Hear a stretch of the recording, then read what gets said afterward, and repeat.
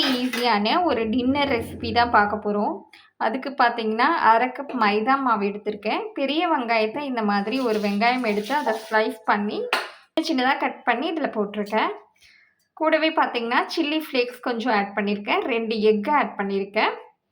தேவையான அளவு உப்பு ஆட் பண்ணிக்கோங்க. இது எல்லாத்தையும் இப்போ என்ன பண்ண போகிறோன்னா, மிக்ஸ் பண்ண போகிறோம்.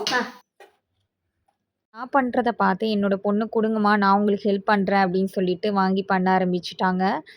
நானும் எதுவும் சொல்லலை. ஏன்னா அவங்களே முன் வந்து நான் பண்ணுறேன்னு சொல்லும்போது நம்ம எதுவும் தடங்கல் பண்ணக்கூடாது அப்படின்னு சொல்லிட்டு சரி பண்ணுமா அப்படின்னு சொல்லி அவகிட்ட கொடுத்துட்டேன் நான். அப்புறம் அவள் தான் வந்து எனக்கு மிக்ஸ் பண்ணி கொடுத்தா. கொஞ்சம் கொஞ்சமாக வாட்டர் ஆட் பண்ணி மிக்ஸ் பண்ணிக்கோங்க. குழந்தைங்க நம்ம செய்கிறத பார்த்து கொடுங்க நான் செய்கிறேன் உங்களுக்கு ஹெல்ப் பண்ணுறேன் அப்படின்னு சொல்லும்போது நம்ம வந்து வேண்டாமா நீ படி அந்த மாதிரி சொல்லக்கூடாது. ஏன்னா அவங்களே எப்போவாவது ஒரு தடவை தான் நமக்கு வந்து வாங்க நான் ஹெல்ப் பண்ணுறேன் அப்படிம்பாங்க.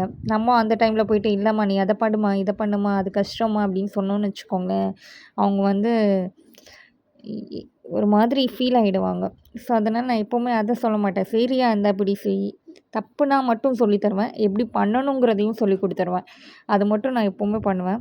ஆனால் வீட்டில் எல்லோரும் சத்தம் போடுவாங்க, என்ன சின்ன பசங்களை போய் இதை செய்ய சொல்கிற அதை செய்ய சொல்கிறேன்னு. நான் எதுவும் சொல்லி அவங்க செய்யலை.